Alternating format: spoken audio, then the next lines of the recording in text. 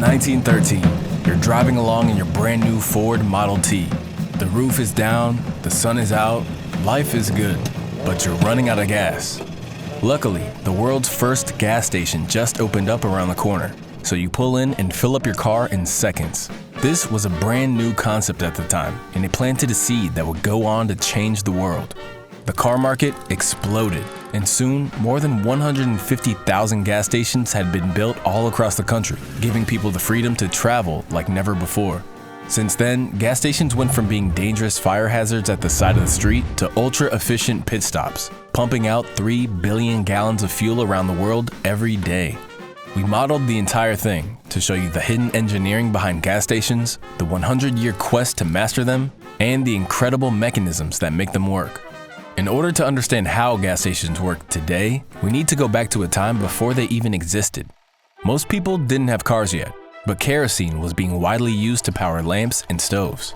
To get it, you'd go to a hardware store where an employee would pour it straight into a can and sell it to you. When cars started coming along, the kerosene would go from the store into a can, and the customer would pour it into their car using a funnel. This was slow and dangerous, and so there needed to be a safer and more efficient way to pour kerosene. That's when American inventor Sylvanus Bowser came up with the fuel pump. This was a hand-driven mechanism that squeezed kerosene from its container through a one-way valve and out of a nozzle on top. One full crank would dispense exactly 1 gallon of fuel. Soon, these pumps started being placed on city streets, allowing cars to be filled up conveniently by an attendant. But customers had no idea if they were actually getting all of the fuel they paid for. And so, a few years later, the visible fuel pump was invented. The attendant would first pump the fuel into a glass tank on top of the pump, measuring it to an exact amount. Then, by opening a valve, gravity would drain all of the fuel into the customer's car. These small curbside gas pumps worked well in the early days, when in 1900 there were only 8,000 cars in the whole US.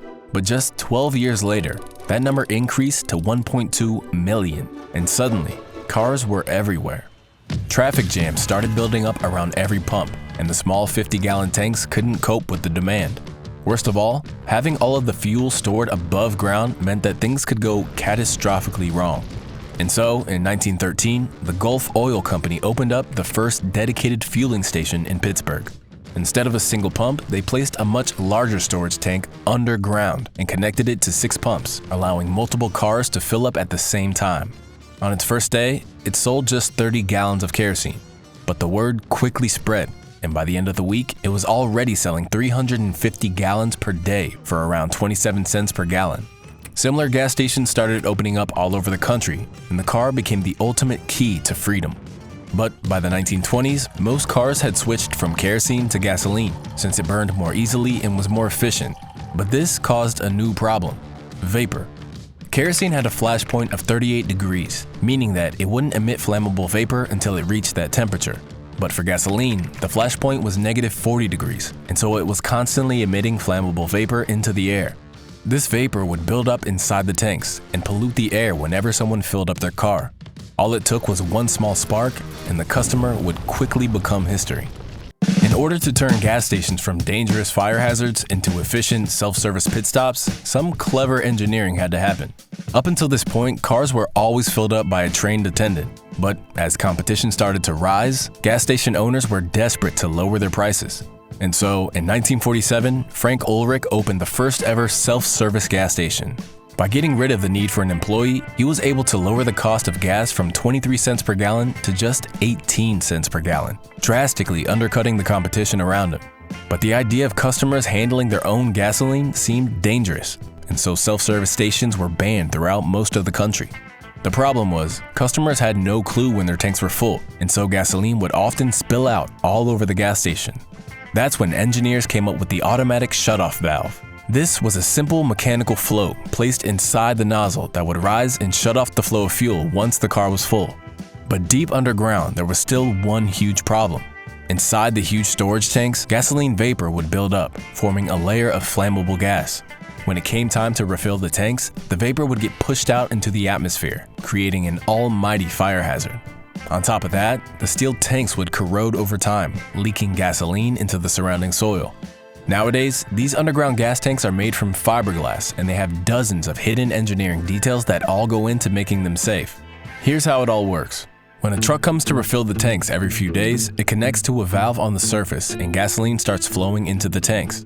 As the level within the tank reaches around 95%, a flapper valve flips up and stops the flow of fuel, making sure it can never be overfilled. To take care of the vapor, the truck connects to a second valve at the top of the tank. As the gasoline is pumped from the truck into the tank, the vapor exits through this secondary valve and gets pushed back into the truck. That vapor is then returned to the processing plant, cooled down, and turned back into usable fuel. When a customer goes to fill up their car, a pump placed at the bottom of the tank activates and starts sending gas up through a series of pipes and filters into the fuel dispenser. From there, it flows into the fuel nozzle, which is perhaps the most interesting piece of the puzzle. Back in the day, this would have been a simple valve releasing gas into the car. Now, it's a mechanical work of art that makes it impossible to overfill a car. As the fuel enters the nozzle, it pushes its way through a narrow opening. Small holes around the opening lead down a thin pipe to a small opening at the tip of the nozzle. As the fuel flows, a low pressure region forms here thanks to the Venturi effect. Because of this, air starts being sucked in through the narrow pipe and into the opening, where it mixes with the gasoline. Another tube, also connected to the narrow opening, leads to a small compartment containing a sealed membrane. This is where the magic happens. When the lever gets pressed, it pivots around here and opens up a valve, allowing fuel to pass through. But the only thing holding this part in place is a set of ball bearings. When your car is full, the fuel covers the hole at the top of the nozzle. This cuts off the flow of air being sucked into the system, and so the only other path to get more air is through the other tube. But it's completely sealed, and so this negative pressure sucks the air out of the sealed compartment, creating a vacuum and lifting up the membrane.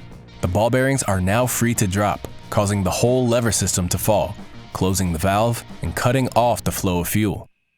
After the 70s, cars became more efficient and required less trips to fill up, and so the number of gas stations started to decline. But thanks to 100 years of engineering, gas stations became safe and mundane.